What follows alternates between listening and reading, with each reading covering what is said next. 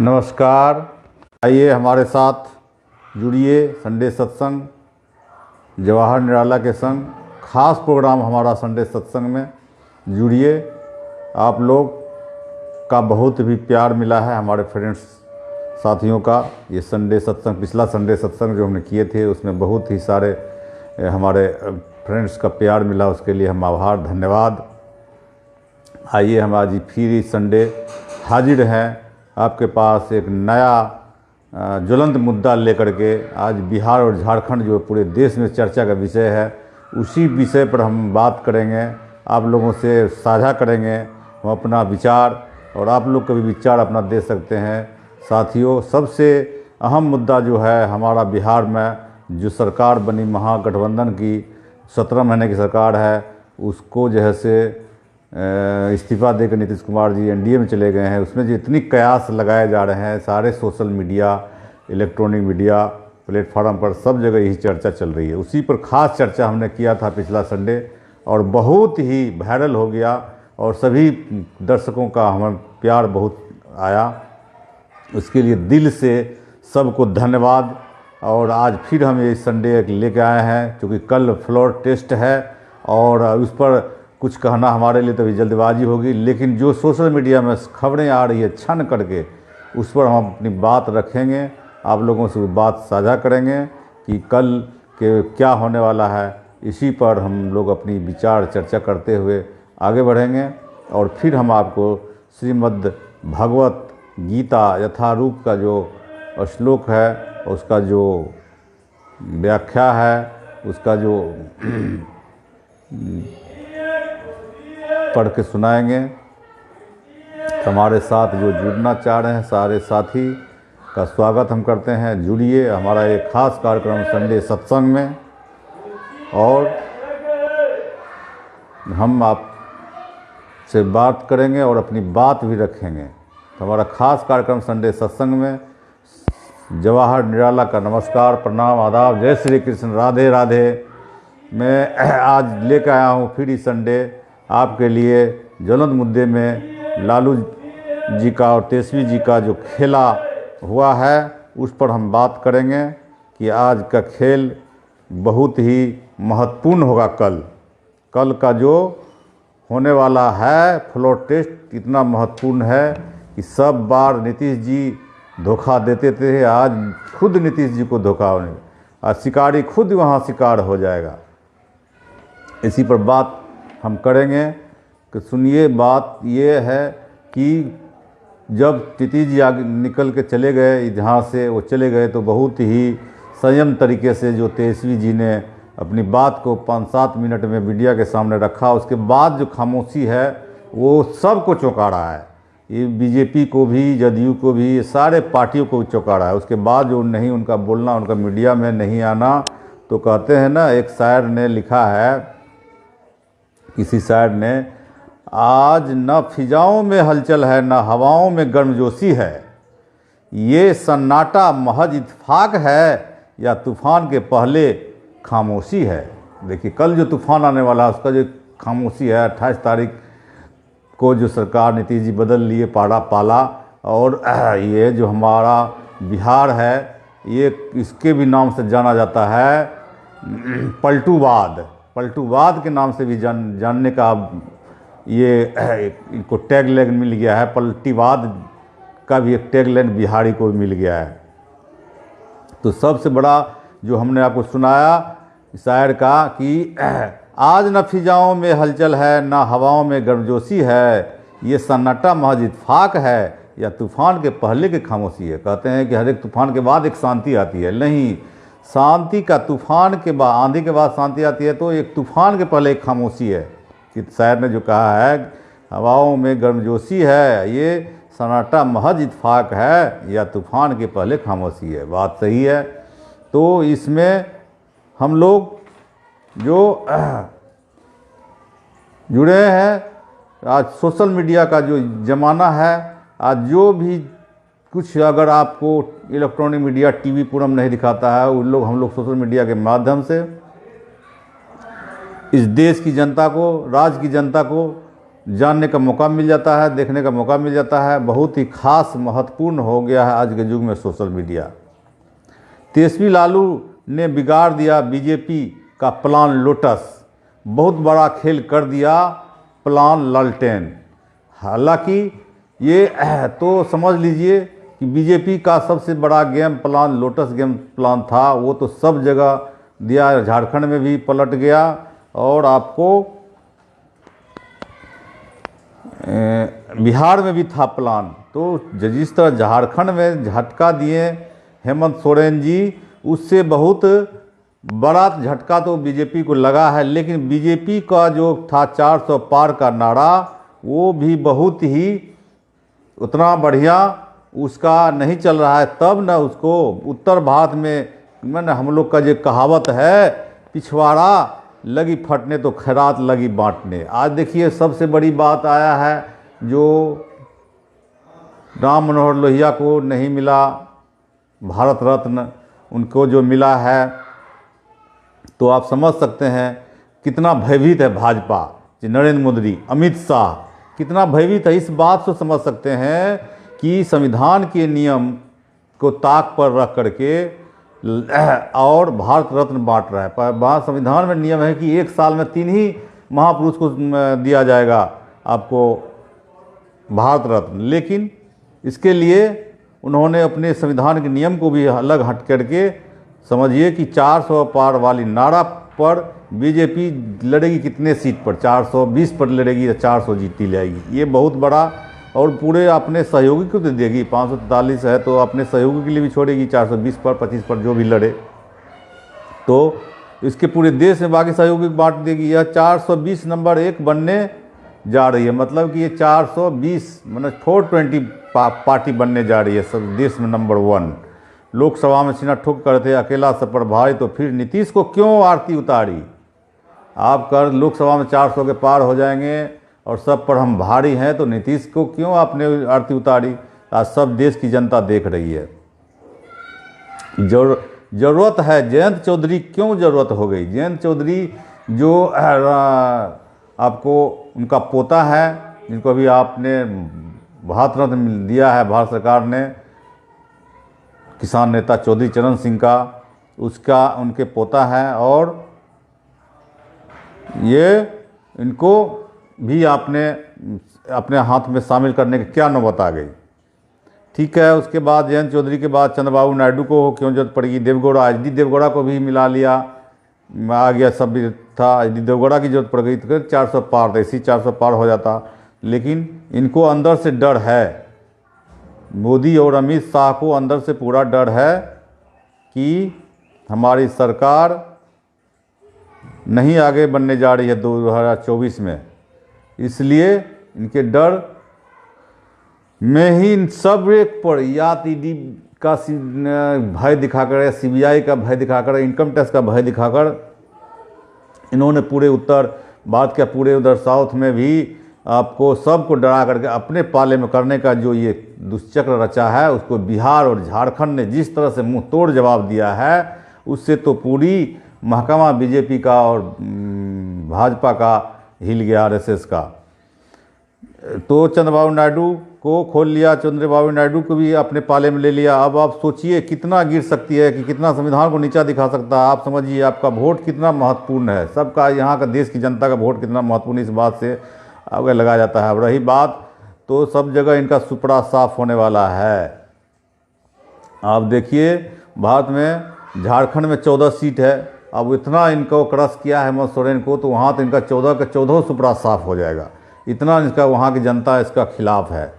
अब झारखंड के बाद आइए यहाँ दिल्ली का, दिल्ली में 7 सीट है, दिल्ली में भी 7 में जैसे इनका 7 के 7 नहीं आने वाला है, और इनको भी अभी जैसे दिल्ली में झटका वाले। पंजाब में 13 पर भी 0 पर वो आउट हो सकते हैं, इनको इतना डर हो गया है।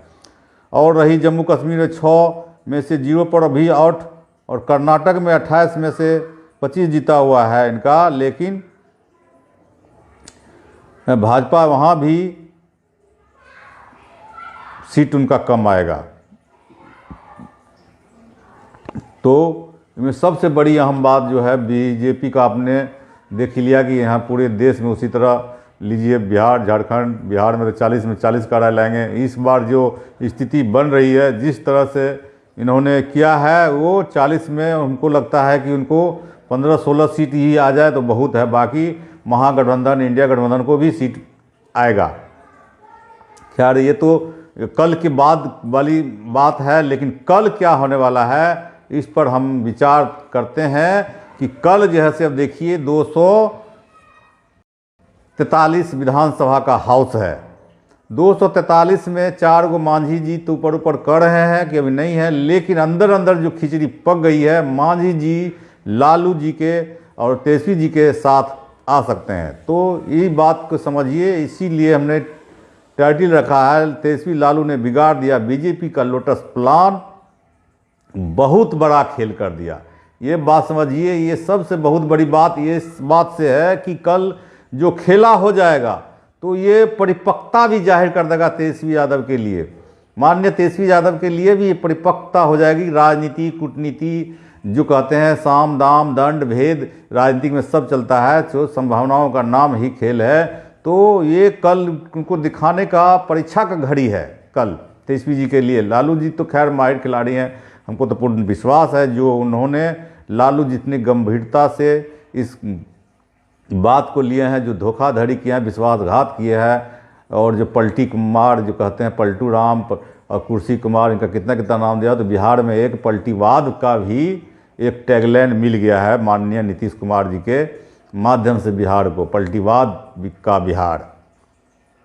इस पर भी बहुत बड़ी बात है कि देखिए अब 115 सीट है आरजेडी के पास, एक सीट एएमआई के लेकर के, उसके बाद 4 गो ही आ गए मांझी जी। तो समझिए 15-4-19 119 गुण गए, घट रहा है 3।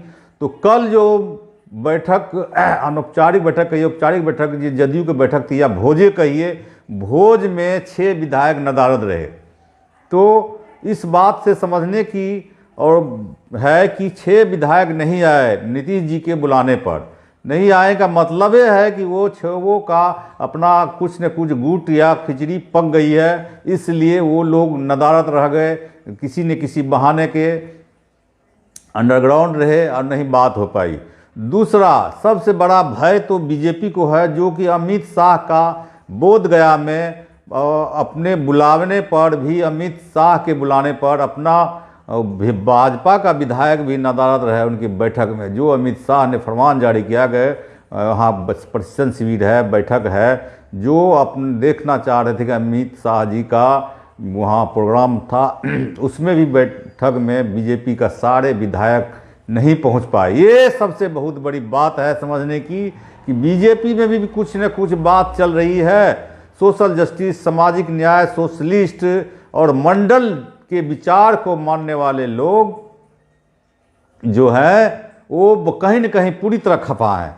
इस बात से ही खफा है कि ये देश में किस तरह से उन्होंने ईडी और सीबीआई का दुरुपयोग करके यहाँ के दलित, पिछड़े, आदिवासी नेताओं को खास करके, समझिए इस बात को, खास करके दलित, आदिवासी, पिछड़े नेताओं को जिस तरह से निशाना बनाया जा रहा है और उसको जिसके कैरेक्टर को किसी न किसी तरह धूमिल करने की करके सत्ता से बाहर करने का जो षड्यंत्र रचा जा रहा है, वो सब वाकिफ़ हो गए हैं। और इसी के में सब नाराज़गी, अपना नहीं जाना कि नाराज़गी जो दिखा रहे हैं, उसमें तो टूटना है कि नहीं टूटना है, इसमें कहना तो हमारे लिए जल्दीबाजी होगी। लेकिन इस बात के लिए देखिए कि अमित शाह जो सुप्रीमो अभी हैं भाजपा का, आरएसएस का, गृह मंत्री हैं देश का, उन्होंने बिहार के विधायक का, एमएलए का जो प्रशिक्षण शिविर रखा बोधगया में और फरमान जारी किया सबको आना है, उसमें सारे विधायक को नहीं आना, मतलब 50%, मतलब 77 विधायक, तो 40 से 42 विधायक आए, बाकी नदारद हो गए।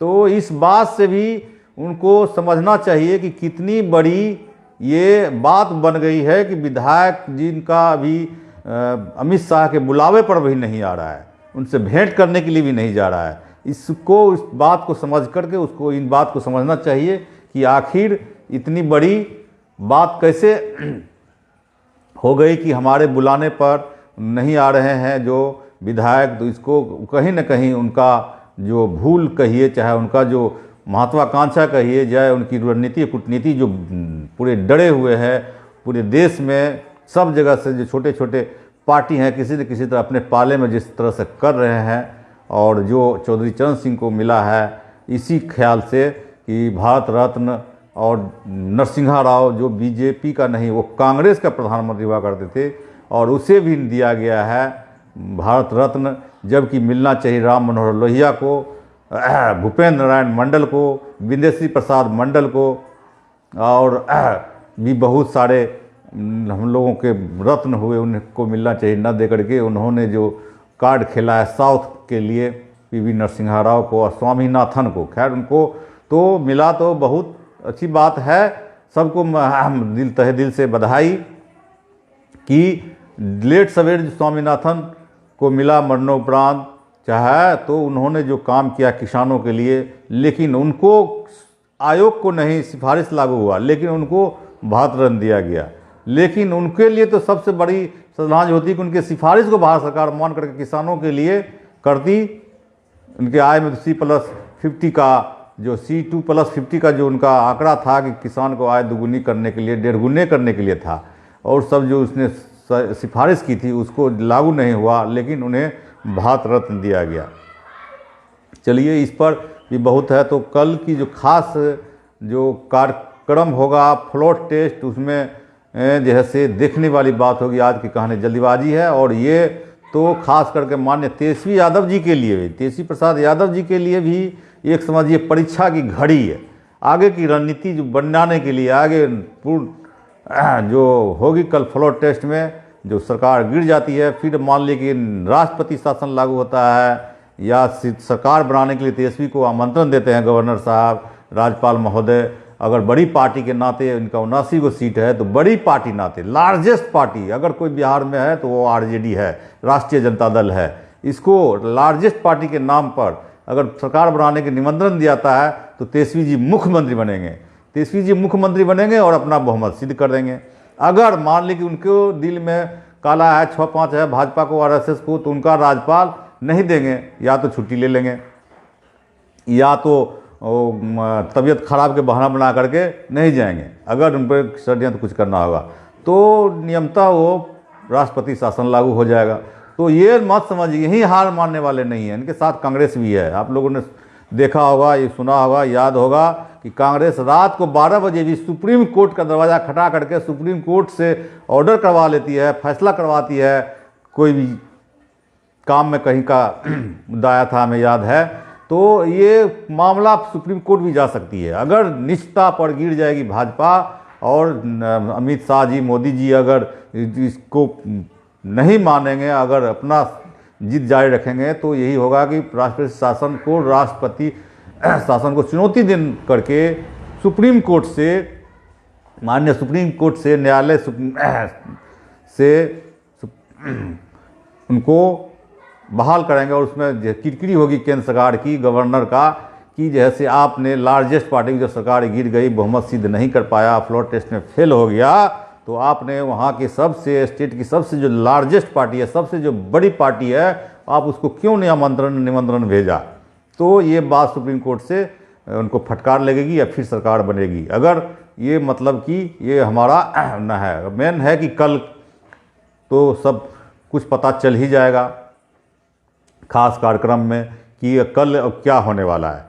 कल जो होने वाला है, जो आने वाले समय, तो भाजपा का भी विधायक सब खफा है। इसीलिए खफा नहीं होता तो वहाँ अमित शाह जो अभी भारतीय जनता पार्टी का सबसे बड़े लीडर के रूप में माने जाते हैं और चाणक्य कहे जाते हैं, उनसे मिलने के लिए एक समझिए गेट टुगेदर का प्रोग्राम था। उसमें 40-42 विधायक नाराज हो गए, आधे से ज़्यादा विधायक नाराज हो गए और नहीं आए मिलने के लिए। वो फ्लोर टेस्ट में क्या गुल खिला सकते हैं, वो फ्लोर टेस्ट में गायब हो सकते हैं। इस बात को समझने की ज़रूरत है, इस बात को सबको समझने की ज़रूरत है कि भाजपा का भी अंदर से चाह रहे हैं, भाजपा पार्टी भी चाह रही है कि ये फ्लोर टेस्ट में नीतीश कुमार गिर जाए।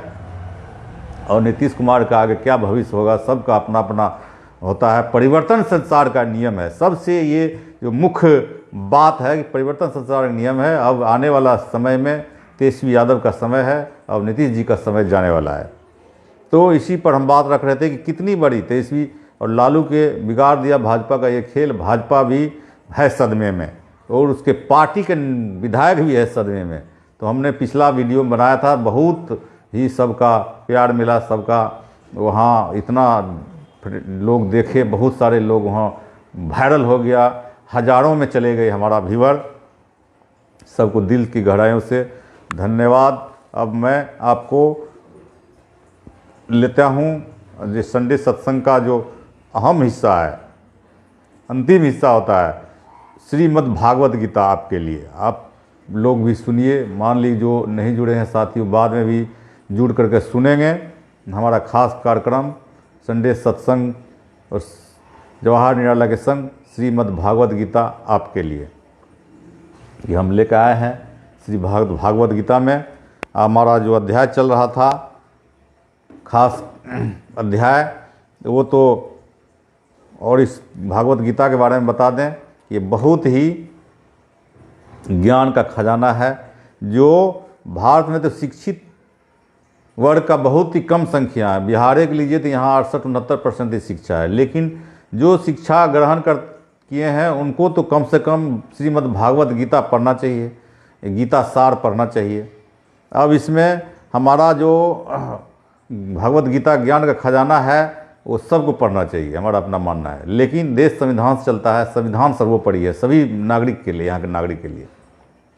ज्ञान अर्जित करने के लिए, गीता का ज्ञान अर्जित करने के लिए, गीता के ज्ञान से बढ़कर इस दुनिया में कोई ग्रंथ नहीं है। तो हम इस कड़ी को आगे बढ़ा करके हम अब बात करेंगे श्रीमद् भागवत गीता का। जो हमारे साथ साथी जुड़े हैं, चाहे नए भी जुड़े हैं, जो बाद में भी देख रहे हैं, सबका हम अपील करते हैं कि इस माध्यम से, इस सोशल मीडिया के माध्यम से, कि आप लोग भी अपने घर में एक श्रीमद् भागवत गीता रखिए और उसको ना रोज हो तो कम से कम संडे में एक बार, एक अध्याय ना हो आधो अध्याय, आधा ना हो आधो के अध्याय, तो ना हो तो कम से कम 1-2-4 श्लोक भी जितना संभव हो पढ़ें, कम से कम संडे के संडे। तो हमारा जो है 11 अध्याय तक पूर्ण हो गया है। 12वां अध्याय आज हम शुरू करेंगे। अब 12 अध्याय से हम शुरू करके इसको आज जहाँ तक हो 5-7 श्लोक ही करके इसको आज समाप्त कर देंगे, और उसके बाद फिर आगे आपको सुनाएंगे। अब कल भी हम जाएंगे वहाँ फ्लोर टेस्ट में देखने के राजभवन, वहाँ से भी सब साथी को यूट्यूब पर वीडियो बना कर अपलोड कर देंगे। आप हमारा यूट्यूब चैनल भी देख सकते हैं, जवाहर निराला ऑफिशियल, देखिए और सब्सक्राइब करिए और अपने इष्ट मित्र को शेयर कीजिए, सब्सक्राइब करिए और बेल आइकन भी दबा दीजिए। और सब्सक्राइब करने के लिए, यूट्यूब को चैनल को सब्सक्राइब करने के लिए कोई शुल्क नहीं लगता है, वो निःशुल्क है, उसमें कोई पैसा नहीं लगता है और उसको निःशुल्क है। इसलिए सभी अपने अपने दोस्त यार को भी उसको शेयर करके, यूट्यूब हमारा चैनल जवाहर निराला ऑफिशियल, आप सहयोग करें हमें और अपने साथियों को भी करें। तो आइए हमसे आज सुनिए अब श्रीमद् भागवत गीता का 12वां अध्याय का, जिसका नाम है इसका भक्ति योग। देखिए श्रीमद् भागवत गीता में है ज्ञान योग, भक्ति योग और योग ही योग है। योग जो निकला है श्रीमद् भागवत गीता से ही निकला है। तो आज शुरू कर रहे हैं हम अध्याय 12 भक्ति योग में आता है अर्जुन उवाच। क्यों ने अर्जुन उवाच, अर्जुन ने कहा, एवं इस प्रकार सतत निरंतर युक्ता तत्पर ये जो भक्ता भक्तगण त्वमाम आपको पर्युपासते ठीक से पूजते हैं, ये जो च भी अपि पुनः अक्षरम अव्यक्तम तेषाम के योगी वित तमाह योग विद्या में अत्यंत निपुण। अर्जुन ने पूछा, जो आपकी सेवा में सदैव तत्पर रहते हैं या जो अव्यक्त निर्विशेष ब्रह्म की पूजा करते हैं, इन दोनों में से किसे अधिक पूर्ण सिद्ध माना जाता है, किसे अधिक पूर्ण सिद्ध माना जाता है। अर्जुन पूछ रहे हैं भगवान श्री कृष्ण से। अर्जुन वाच, एवं सतत युक्ता ये भक्त्वा स्नुत्वा पर्युपासते ये चाप्य क्षरम व्यक्तम तेषाम के योग वित्तमाह। अर्जुन ने पूछा, जो आपकी सेवा में सदैव तत्पर रहते हैं या जो अव्यक्त निर्विशेष ब्रह्म की पूजा करते हैं, इन दोनों में से किसे अधिक पूर्ण सिद्ध माना जाए।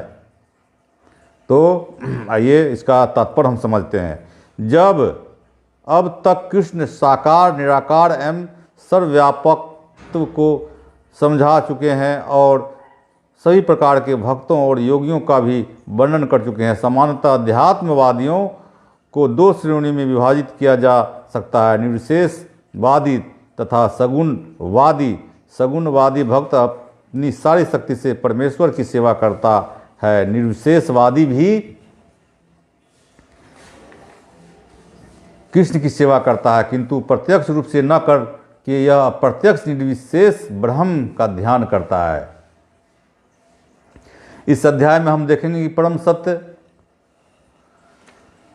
की अनुभूति की विभिन्न विधियों में भक्ति योग सर्वोत्कृष्ट है। यदि कोई भगवान का सानिध्य चाहता है तो उसे भक्ति करनी चाहिए। जो लोग भक्ति के द्वारा परमेश्वर की प्रत्यक्ष सेवा करते हैं वे सगुणवादी कहलाते हैं। जो लोग निर्विशेष ब्रह्म का ध्यान करते हैं वे निर्विशेषवादी कहलाते हैं। यहाँ पर अर्जुन पूछता है कि इन दोनों में से कौन श्रेष्ठ है। यद्यपि परम सत्य के साक्षात्कार के अनेक साधन हैं, किंतु इस अध्याय में कृष्ण भक्ति योग के सबों में श्रेष्ठ बताते हैं। यह सर्वाधिक प्रत्यक्ष है और ईश्वर का सानिध्य प्राप्त करने के लिए सबसे सुगम साधन है। भगवद गीता के द्वितीय अध्याय में भगवान ने बताया है कि जीव भौतिक शरीर नहीं है, यह आध्यात्मिक स्फुलिंग है और परम सत्य परम पूर्ण है। 7वें अध्याय में उन्होंने जीव को परम पूर्ण का अंश बताते हुए पूर्ण पर ही ध्यान लगाने की सलाह दी है। पुनः 8वें अध्याय में कहा गया कि जो मनुष्य भौतिक शरीर का त्याग करते समय कृष्ण का ध्यान करता है या कृष्ण के धाम को तुरंत चला जाता है। यही नहीं, 6ठे अध्याय में अंत में भगवान स्पष्ट कहते हैं कि योगियों में से जो भी अपने अंतःकरण में निरंतर कृष्ण का चिंतन करता है वही परम सिद्ध माना जाता है। इस प्रकार प्रायः प्रत्येक अध्याय का यही निष्कर्ष है कि मनुष्य को कृष्ण के सगुण रूप के प्रति अनुरक्त होना चाहिए, क्योंकि वही परम आत्म साक्षात्कार है। इतने पर भी ऐसे लोग हैं जो कृष्ण के साकार रूप के प्रति अनुरक्त नहीं होते हैं, वे दृढ़तापूर्वक विलग रहते हैं। यहाँ तक कि भगवद गीता की टीका करते हुए भी अन्य लोगों को कृष्ण से हटाना चाहते हैं और उनकी सारी भक्ति निर्विशेष ब्रह्म ज्योति की ओर मोड़ते हैं। वे परम सत्य के उस निराकार रूप का ही ध्यान करना श्रेष्ठ मानते हैं जो इंद्रियों की पहुँच के परे हैं तथा अप्रकट हैं। इस तरह सचमुच में आध्यात्मवादियों की दो श्रेणी है। अब अर्जुन यह निश्चित कर लेना चाहता है कि कौन सी विधि सुगम है और इन दोनों श्रेणियों में से कौन सर्वाधिक पूर्ण है। दूसरे शब्दों में वह अपनी स्थिति स्पष्ट कर लेना चाहता है, क्योंकि यह कृष्ण के सगुण रूप से प्रति अनुरक्त है, यह निराकार ब्रह्म के प्रति आसक्त नहीं है। यह जान लेना चाहता है उसकी स्थिति सुरक्षित तो है निराकार स्वरूप, चाहे इस लोक में हो चाहे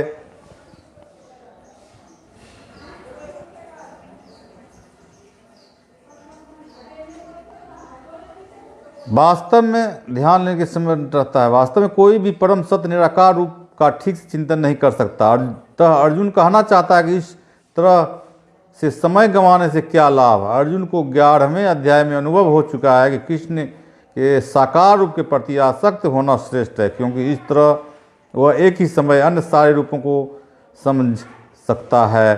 कृष्ण के प्रति उनके प्रेम में किसी प्रकार का व्यवधान नहीं पड़ता। अतः अर्जुन द्वारा कृष्ण से इस महत्वपूर्ण प्रश्न के पूछे जाने से परम सत्य के निराकार तथा साकार स्वरूपों का अंतर स्पष्ट हो जाता है। अब आइए दूसरा श्लोक पढ़ेंगे 12वां अध्याय का दूसरा श्लोक सुनिए। मध्यावेश मन्नो ये मानि तिक्ता उपासते श्रद्धया परयोपेतास्ते मे युक्त तमा मतः। श्री भगवान उवाच श्री भगवान ने कहा, मई मुझ में आवेश स्थिर करके मन को ये जो माम मुझको नित्य सदा युक्ता लगे हुए उपासते पूजा करते हुए श्रद्धापूर्वक पराया दिव्य उपेता प्रदतः ते वे में मेरे द्वारा युक्ता स्वा योग में परम सिद्ध मता माने जाते हैं। श्री भगवान ने कहा, जो लोग अपने मन को मेरे साकार रूप में एकाग्र करके करते हैं और अत्यंत श्रद्धापूर्वक मेरी पूजा करने में सदैव लगे रहते हैं, वे मेरे द्वारा परम सिद्ध माने जाते हैं। तात्पर्य समझिए। अर्जुन के प्रश्न का उत्तर देते हुए कृष्ण स्पष्ट कहते हैं, जो व्यक्ति उनके साकार रूप में अपने मन को एकाग्र करता है और जो अत्यंत श्रद्धा निष्ठापूर्वक उसको पूजता है, उसे योग में परम सिद्ध मानना चाहिए। जो इस प्रकार कृष्ण भावना भावित होता है, उसके लिए कोई भी भौतिक कार्यकलाप नहीं रह जाते, क्योंकि हर कार्य कृष्ण के लिए किया जाता है। शुद्ध भक्त निरंतर कार्यरत रहता है, कभी कीर्तन करता है तो कभी श्रवण करता है, कृष्ण विषय कोई पुस्तक पढ़ता है, कभी कभी प्रसाद तैयार करता है, या बाजार से कृष्ण के लिए कुछ मोल लाता है, या कभी मंदिर झाड़ता बुहारता है तो कभी बर्तन धोता है। वह जो कुछ भी करता है कृष्ण संबंधी कार्यों के अतिरिक्त अन्य किसी कार्य में एक क्षण भी नहीं गंवाता। ऐसा कार्य पूर्ण समाधि कहलाता है। अब तीसरा श्लोक है, सुनिए। ये त्वक्षर मणिदेर संव्यक्तः पर्युपातते सर्वत्र गमचिन्त्यं च कूटस्थं चलं ध्रुवं सानीयमेन्द्रियग्रामः सर्वत्र संबुध्यः ते प्राप्नुवति मामेद सर्वभूतहिते रताः। इसका तोड़ के बताएंगे श्लोक को। ये मन जो तू, लेकिन अक्षरम इंद्रिय अनुभूति से परे, अनिदृश्यम अनिश्चितः अव्यक्तम अप्रकट पर्युपासते पूजा करने में पूर्णतया संलग्न, सर्वत्र गम सर्वव्यापी अचिंत्यम अकल्पनीय च मन भी कूट स्थम अपरिवर्तित अचलम स्थिर धूरम निश्चित क्षत्रियम्य वश में करके इंद्रिय ग्रामस सारे इंद्रियों को सर्वत्र सभी स्थानों में समबुद्ध समदर्शी ते वे प्राप्नुवंती प्राप्त करते हैं माम मुझको एवं निश्चय ही सर्वभूत हिते समस्त जीवों के कल्याण के लिए रता संलग्न। लेकिन जो लोग अपनी इंद्रियों को बस में करके तथा सबों के प्रति स्वभाव रखकर परम सत्य को निराकार कल्पना के अंतर्गत उस अव्यक्त की पूरी तरह से पूजा करते हैं, जो इंद्रिय की अनुभूति के परे हैं, सर्वव्यापी हैं, अल्पकल्पनीय हैं, अपरिवर्तनीय हैं, अचल तथा ध्रुव हैं, वे समस्त लोगों के कल्याण में संलग्न रहकर अंततः मुझे प्राप्त करते हैं। अब सुनिए तात्पर्य। जो लोग भगवान कृष्ण के प्रत्यक्ष पूजा न करके अप्रत्यक्ष विधि से उसी उद्देश्य को प्राप्त करने का प्रयत्न करते हैं जो अंततः श्री कृष्ण को प्राप्त होते हैं, अनेक जन्मों के बाद बुद्धिमान व्यक्ति वासुदेव को ही सब कुछ जानते हुए मेरी शरण में आता है। जब मनुष्य को अनेक जन्मों के बाद पूर्ण ज्ञान होता है तो कृष्ण की शरण ग्रहण करता है। यदि कोई इस श्लोक में बताई गई विधि से भगवान के पास पहुंचता है तो उसे इंद्रिय निग्रह करना होता है, प्रत्येक प्राणी की सेवा करनी होती है और समस्त जीवों के कल्याण कार्य में रत होना होता है। इसका अर्थ यह हुआ कि मनुष्य को भगवान के पास पहुंचना ही होता है, अन्यथा पूर्ण साक्षात्कार नहीं हो पाता। प्रायः भगवान की शरण में जाने के पूर्व पर्याप्त तपस्या करनी होती है। आत्मा के भीतर परमात्मा का दर्शन करने के लिए मनुष्य को देखना, सुनना, स्वाद लेना, कार्य करना आदि इंद्रियों को बंद करना होता है, तभी वह जान पाता है कि परमात्मा सर्वत्र विद्यमान है। ऐसी अनुभूति होने पर किसी जीव में ईर्ष्या नहीं करता, उसे मनुष्य तथा पशु में कोई अंतर नहीं दिखता, क्योंकि वह केवल आत्मा का दर्शन करता है, ब्राह्मण आवरण का नहीं। लेकिन समान व्यक्ति के लिए निराकार अनुभूति की यह विधि अत्यंत कठिन सिद्ध होती है। अब हम 5वां श्लोक सुनिए। कलेशो अधिकरस्तेषां व्यक्ता सक्त चेतसाम अव्यक्ता ही गतिर्दुख देह वद्रीर्वाप्यते। मतलब जिन लोगों के मन परमेश्वर के अव्यक्त निराकार स्वरूप के प्रति आसक्त है, उनके लिए प्रगति कर पाना अत्यंत कष्टप्रद है। देहधारियों के लिए उस क्षेत्र में प्रगति कर पाना सदैव दुष्कर होता है। बहुत अच्छा।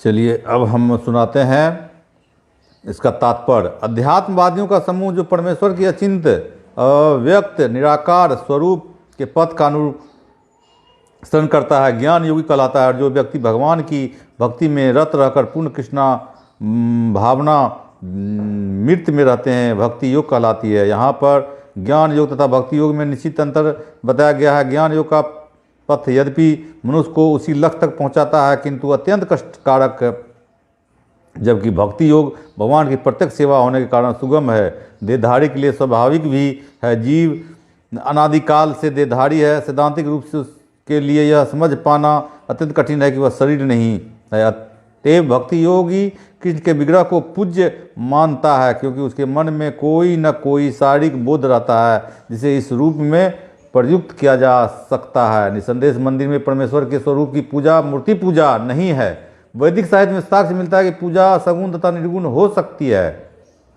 मंदिर में विग्रह पूजा सगुण पूजा है, क्योंकि भगवान को भौतिक गुणों के द्वारा प्रदर्शित किया जाता है। लेकिन भगवान के स्वरूप को चाहे पत्थर, लकड़ी या तेल चित्र जैसे भौतिक गुणों द्वारा क्यों न अभिव्यक्त किया जाता जाए, वह वास्तव में भौतिक नहीं होता। परमेश्वर की यही परम प्रकृति है। परमेश्वर की परम प्रकृति को समझिए। यहाँ पर एक मोटा उदाहरण दिया जा सकता है। सड़कों के किनारे पत्र पेटिकाएँ होती है, जिनमें यदि हम अपने पत्र डाल दें तो वह बिना किसी कठिनाई के अपने गंतव्य स्थान पर पहुंच जाते हैं। लेकिन यदि कोई ऐसी पुरानी पेटिका या उनकी अनुकीर्ति कहीं दिखे तो जो डाकघर द्वारा स्वीकृत न हो, तो उसमें वह कार्य नहीं हो सकता। इसी प्रकार ईश्वर के ने विग्रह रूप में जिसे अर्चा विग्रह करते हैं, अपना प्रमाणिक वैध स्वरूप बना रखा है। यह अर्चा विग्रह परमेश्वर का अवतार होता है। ईश्वर इसी स्वरूप के माध्यम से सेवा स्वीकार करते हैं। भगवान सर्वशक्तिमान है, अतः वे अर्चा विग्रह रूपी अपने अवतार से भक्त की सेवाएं स्वीकार कर सकते हैं, जिससे बद्ध जीवन वाले मनुष्य को सुविधा हो। इस प्रकार भक्त को भगवान के पास सीधे और तुरंत ही पहुंचने में कोई कठिनाई नहीं होती। लेकिन जो लोग आध्यात्मिक साक्षात्कार के लिए निराकार विधि का अनुसरण करते हैं, उनके लिए यह मार्ग कठिन है। उन्हें उपनिषद और जैसे वैदिक साहित्य के माध्यम से अव्यक्त स्वरूप को समझना होता है। उन्हें भाषा सीखनी होती है, इंद्रियातीत अनुभूति को समझना होता है और इन समस्त विधियों का ध्यान रखना होता है। यह सब एक समान व्यक्ति के लिए सुगम नहीं होता। कृष्ण भावनामृत में भक्ति रत मनुष्य मात्र गुरु के पथ प्रदर्शन द्वारा, मात्र अर्चा विग्रह के नियमित नमस्कार द्वारा, मात्र भगवान की महिमा के श्रवण द्वारा तथा मात्र भगवान पर चढ़ाए गए उचिष्ट भोजन को खाने से भगवान को सरलता से समझ लेता है। इसमें तनिक भी संदेह नहीं है। निर्विशेषवादी व्यर्थ ही कष्ट कारक पद को ग्रहण करते हैं, जिससे अंतः परम सत्य का साक्षात्कार संदिग्ध बना रहता है। किंतु सगुणवादी बिना किसी संकट, कष्ट या कठिनाई के भगवान के पास सीधे पहुंच जाते हैं। ऐसा इस संदर्भ में श्रीमद् भागवत में पाया जाता है। वहाँ यह कहा गया है कि यदि अंतः भगवान की शरण में जाना ही है, इस शरण जाने की क्रिया को भक्ति कहते हैं, तो यदि कोई ब्रह्म क्या है और क्या नहीं है, इसी को समझने का कष्ट आजीवन उठाता रहता है, तो उसका परिणाम अत्यंत कष्टकारक होता है। अतः यहाँ पर यह उपदेश दिया जाता है कि आत्म साक्षात्कार का इस कष्टप्रद मार्ग को ग्रहण नहीं करना चाहिए, क्योंकि अंतिम फल अनिश्चित रहता है। जीव शाश्वत रूप में व्यष्टि शाश्वत रूप से व्यष्टि आत्मा है, और यदि यह आध्यात्मिक पुण्य में तदाकार होना चाहता है, तो अपनी मूल प्रकृति के शाश्वत सत तथा श्रेय चित्त पक्ष को साक्षात्कार तो कर सकता है, लेकिन आनंदमय वह अंश की प्राप्ति नहीं हो पाती। ऐसा अध्यात्मवादी जो ज्ञान योग में अत्यंत विद्वान होता है, किसी भक्त के अनुग्रह से भक्ति योग को प्राप्त होता है, उस समय निराकारवाद का दीर्घ अभ्यास कष्ट का कारण बन जाता है,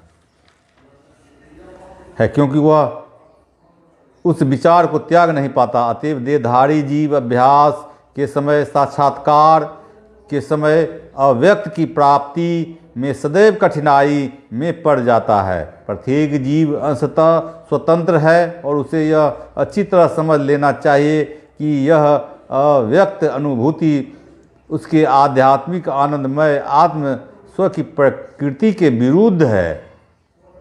मनुष्य को चाहिए कि इस विधि को न अपनाने। प्रत्येक जीव के लिए कृष्ण चेतना की विधि श्रेष्ठ मार्ग है, जिसमें भक्ति में पूरी तरह व्यस्त रहता है। यदि कोई भक्ति की उपेक्षा करना चाहता है तो नास्तिक होने का संकट रहता है। अतएव अव्यक्त विषय एकाग्रता की विधि को, जो इंद्रिय की पहुँच के परे हैं, जैसा कि इस श्लोक में पहले कहा जा चुका है, इस युग में प्रोत्साहन नहीं मिलना चाहिए। भगवान कृष्ण ने इसका उपदेश नहीं दिया।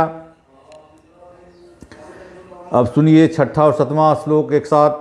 ये तु सर्वाणि कर्माणि मयि सन्न्यस्य मत्पराः अन्येनैव योगेन मां ध्यायन्त उपासते तेषामहं समृद्धता मृत्यु संसार सागरात् भवामि न चिरात पार्थ मया वेशी सतचेतसाम।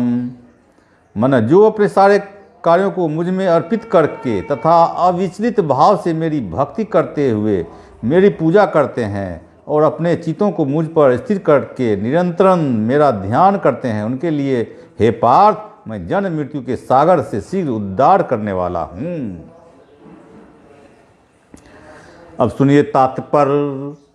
अब यहाँ यह स्पष्ट कहा गया कि भक्तजन अत्यंत भाग्यशाली है कि भगवान उनका इस सब भवसागर से तुरंत ही उद्धार कर देते हैं। शुद्ध भक्ति करने पर मनुष्य को इसकी अनुभूति होने लगती है कि ईश्वर महान है और जीवात्मा उनके अधीन है। उसका कर्तव्य है कि भगवान की सेवा करे, और यदि वह ऐसा नहीं करता तो उसे माया की सेवा करनी होगी। जैसा पहले कहा जा चुका है कि केवल भक्ति से परमेश्वर को जाना जा सकता है। अतः मनुष्य को चाहिए कि वह पूर्ण रूप में भक्त बने। भगवान को प्राप्त करने के लिए अपने मन को कृष्ण में पूर्णतया एकाग्र करे। वह कृष्ण के लिए ही कर्म करे, चाहे वह जो भी कर्म करे, लेकिन कर्म केवल कृष्ण के लिए करना चाहिए। भक्ति का यही आदर्श है। भक्त भगवान को प्रसन्न करने के लिए अतिरिक्त और कुछ भी नहीं चाहता। उसके जीवन का उद्देश्य कृष्ण को प्रसन्न करना होता है और कृष्ण की तुष्टि के लिए यह सब कुछ उत्सर्ग कर सकता है। जिस पर अर्जुन ने कुरुक्षेत्र में युद्ध किया था, वह विधि अत्यंत सरल है। मनुष्य अपने कार्य में लगा रहकर हरे कृष्ण महामंत्र का कीर्तन कर सकता है। ऐसे दिव्य कीर्तन से भक्त भगवान के प्रति आकृष्ट हो जाता है।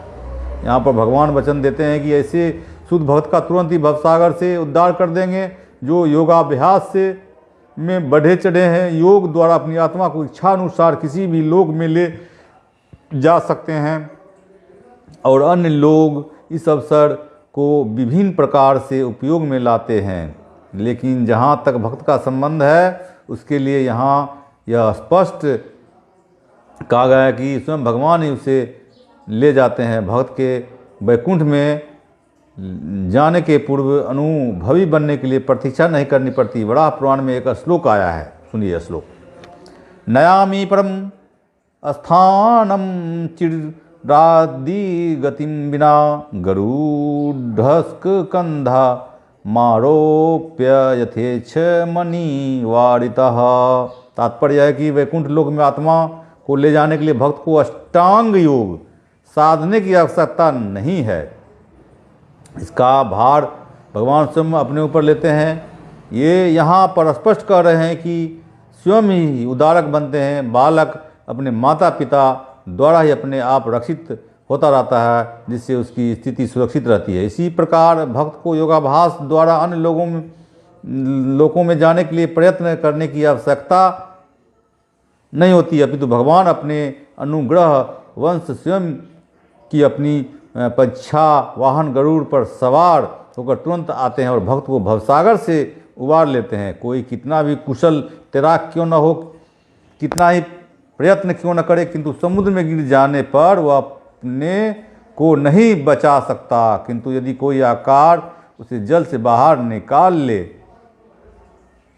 तो वह आसानी से बच जाता है। इसी प्रकार भगवान भक्त को इस भवसागर से निकाल लेते हैं। मनुष्य को केवल कृष्ण भावनामृत की सुगम विधि का अभ्यास करना होता है और अपने आप को अनंत भक्ति में प्रवृत्त करना होता है। किसी भी बुद्धिमान व्यक्ति को चाहिए कि वो अन्य समस्त मार्गों की अपेक्षा भक्ति योग को चुने। नारायणीय में इसकी पुष्टि इस प्रकार हुई है, सुनिए श्लोक। या वै साधना संपत्त्य पुरुषार्थ चतुष्टये तया विना तदाप्नेति नरो नारायण श्रेयः। इस श्लोक का भावार्थ यह है कि मनुष्य को चाहिए कि वह न तो सकाम कर्म की विभिन्न विधियों में उलझे, न ही कोरे चिंतन से ज्ञान का अनुशीलन करे। जो परम भगवान की भक्ति में लीन है वह उन समस्त लक्ष्यों को प्राप्त करना है जो अन्य लोग विधियों, चिंतन, अनुष्ठानों, यज्ञों, दान पुण्य आदि से प्राप्त होने वाले हैं। भक्ति का यही विशेष वरदान है। केवल कृष्ण के पवित्र नाम हरे कृष्ण कृष्ण कृष्ण हरे हरे, हरे राम राम राम हरे हरे का कीर्तन करने से ही भक्त सरलता तथा सुखपूर्वक परम धाम को पहुंच सकता है। लेकिन इस धाम को अन्य किसी धार्मिक विधि द्वारा प्राप्त नहीं किया जा सकता।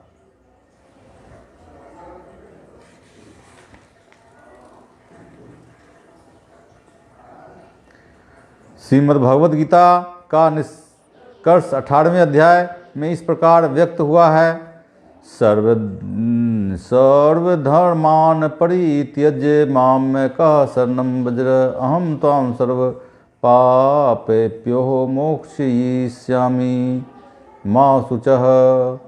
आत्म साक्षात्कार की अन्य समस्त विधियों को त्याग कर केवल कृष्ण भावनामृत में व्यक्ति संपन्न करनी चाहिए। इससे जीवन की परम सिद्धि प्राप्त की जा सकती है। मनुष्य को अपने गत जीवन के पाप कर्मों पर विचार करने की आवश्यकता नहीं रह जाती, क्योंकि उसका उत्तरदायित्व भगवान अपने ऊपर ले लेते हैं। अतः मनुष्य को व्यर्थ ही आध्यात्मिक अनुभूति में अपने उद्धार का प्रयत्न नहीं करना चाहिए। प्रत्येक व्यक्ति को चाहिए कि वह परम शक्तिमान ईश्वर कृष्ण को शरण ग्रहण करे। यही जीवन की सर्वोच्च सिद्धि है।